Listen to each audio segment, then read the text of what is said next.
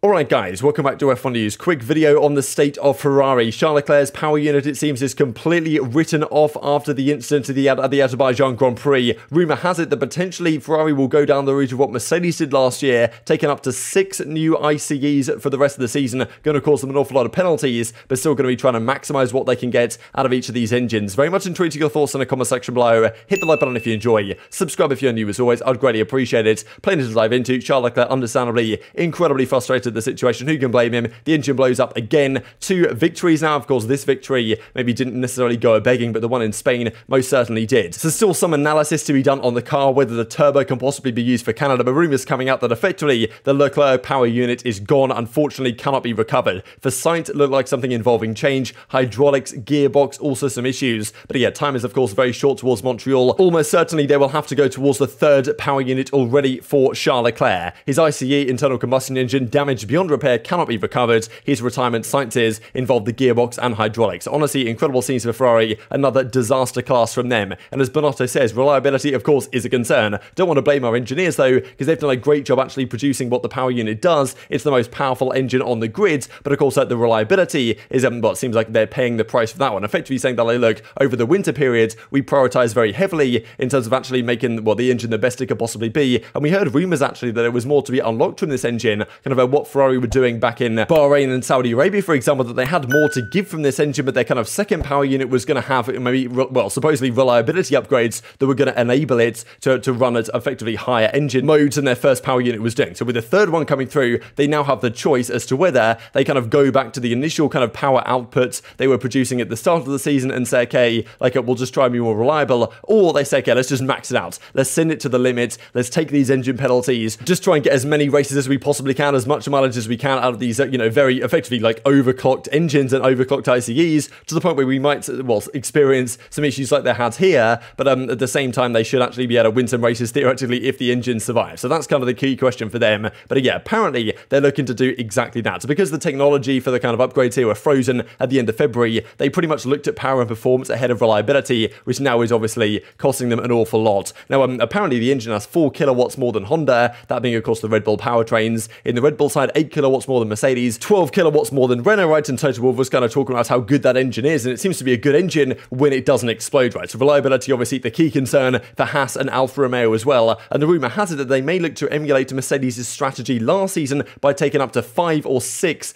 ICEs. We saw what Hamilton and Bottas did last year, taking an awful lot of ICEs, because the fact of the matter is the rules are kind of strange in the sense that when you take your first engine penalty, so you're only allowed 3 engines for the season, which, you know, honestly is kind of incredible that teams can actually manage that. Honestly, Red Bull pretty much can do that, which is very impressive on their reliability side generally. But last year, Mercedes said, okay, screw it. Let's just take our first penalty as a 10-place grid penalty. And after that, you only get a 5-place grid penalty. And what Mercedes did last year, especially towards the end of the season, for example, Hamilton in Brazil, was like, okay, look, we'll just give him a good engine, put him at the back of the grid. He's just going to romp through the field and overtake everyone, which is pretty much what theoretically Ferrari could be capable of doing, especially with the regulations this season. But of course, last year's Mercedes and this year's Ferrari are rather different cars. Last year's Mercedes was a better race car generally than it was a qualifying car, and the Ferrari is the other way around. And of course, Mercedes in generally much more reliable car than the Ferrari is in general. Like, even though last year's power units in the Mercedes were turned up to maximum for the end of the season, it's not like they blew up or anything, where clearly the Ferrari engine has that capability. So that might be their route. Do they say, okay, look, let's just turn these engines down, not kind of overclock them effectively and go back to what we were doing at the start of the year, lose a bit of power, probably just finish second every race of the Red Bull and kind of lose the season? Or do we say, okay, look, let's just max these out,